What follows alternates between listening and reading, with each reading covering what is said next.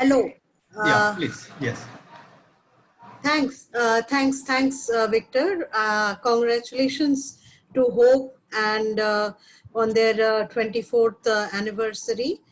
And am I audible? Yes, yes, please go ahead. Yeah. Okay. This is something that that is really nice that I can talk about Himachal Pradesh and this community model, community-based model approach. And how much time do you give me? It will be nice if you can finish in 5 minutes sharing Okay. community-based, child protection structures model, its positive or negative Okay. impacts or Okay. experience. And then if there are any questions at the end, you can answer and take your time. Okay. Thanks. Okay, so what I would want to share is first thing is that the village level child protection committees are still not in place. They have been notified here, but they have not been constituted. And even wherever in one or two districts in Himachal Pradesh where they are aware that, okay, the members are aware that they are part of this child protection committee, they don't even understand what it is. And so it is something on paper. But there are few things that I would like to say as somebody who is from the child rights work for such a long time, and how I see the situation of child protection in this state, working here for some years. That I see is that how the main thing that has to happen before having these structures in place is that it has to be a huge work on sensitizing on the child protection issues. Uh, like even when we saw the child welfare committees functioning, or even the new members coming in, and so the child protection is something is comprises of various issues like POXO or child marriage or child labor. There is an understanding at all levels that, okay, this much is okay, or there can be a little bit of compromise, wherever that is the kind of understanding, or that is the kind of compromise at a level where that those people at the village who are going to be part of the committee, if they have that kind of understanding, giving authority to them is a very dangerous proposition.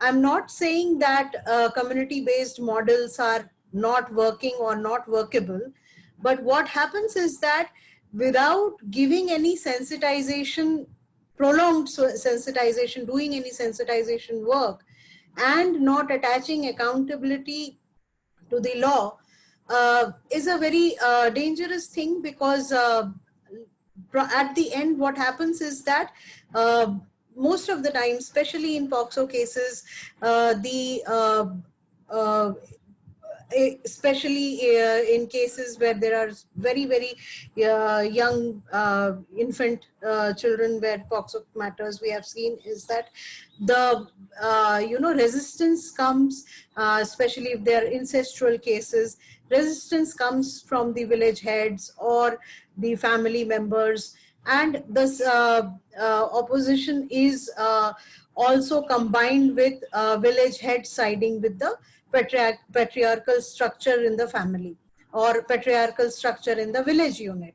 So these are things that are already present there, and they are within the patriarchal structure that flows within the village, whether it is pradhan or whether it is the principal, or whether, I'm not saying that that means that the school is part of the patriarchal structure, but everybody functions within that structure, and it is always that they have to follow that unless and until a sensitization program is part and parcel of giving power to such committees. So while I'm seeing that, village child protection committee is trying, we are all trying to take, these things to be constituted. But on the other hand, the effort is in making them happen, in making them, we be there in place. But what is the effort at, making them sensitized to these issues? Uh, who will be,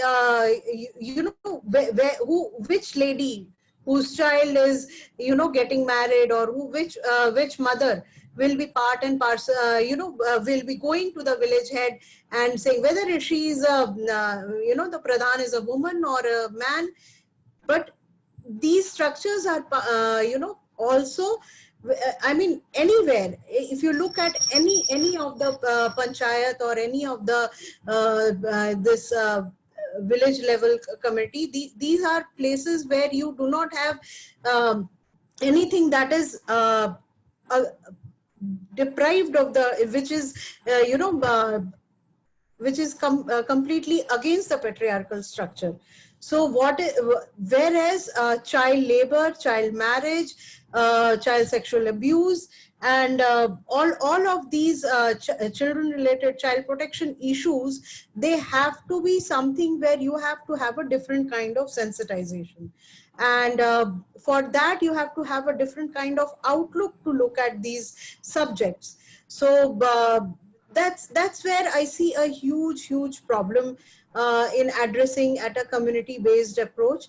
Whereas on the other hand, we have a lot of good examples where NGOs have put in a lot of effort and taken the community first, and involved them in handling these situations, handling, there are leaders that come up, and then they take up these issues, and lot of, so the structure that I see part of the village child level child protection committee is something where I see that there is an inherent problem in that. So I wanted to bring that up and see that whether we are trying to address that or not. So that is one thing. So there is sensitization, accountability, and to counter that, I would say all mothers and all children in the area or in the community, if those people, if these two stakeholders could be part of the monitoring system, as the previous speaker was saying, monitoring as a very important element. And I also think it's very much important if they can do the auditing. I mean, there should be a periodical monitoring of these systems. So probably mothers and children, if they can be doing auditing at periodical, so there has to be accountability in these terms, especially on protection matters.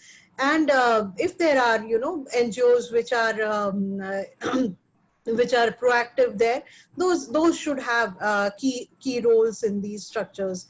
So that's one. And I have seen how Childline, I mean, of course, in these committees, Childline does play a role and has been playing a role. So these are prominent things that has to be part and parcel of the, whether it is at village level, whether it is at block level or district level, of course they are there. So that's one thing that I think that's there in as an experience, and we have to take that in account. I also have one experience that has worked here, which I have seen in many villages here in Himachal Pradesh, and that is like, sharing girls who have come up, or child laborers who have gone back to school or have been rescued. Those children again go back to the work or whatever. So that whole support that we do, that is definitely requiring a lot of community support. I can give you one example.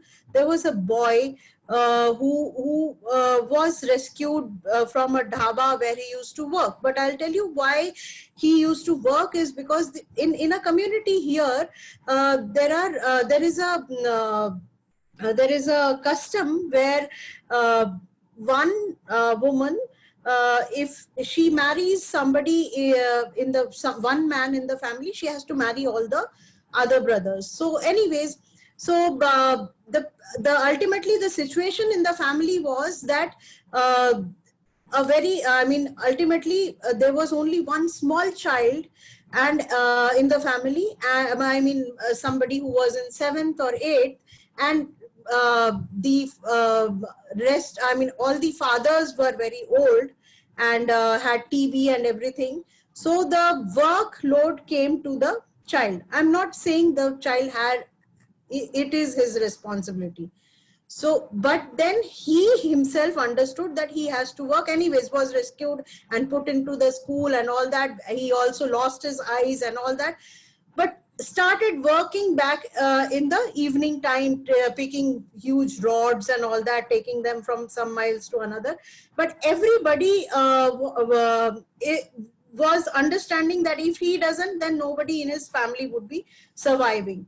So ultimately, everybody in the community did understand and try to, do some or the other thing so that he can find some work or something. So I don't know where did the child labor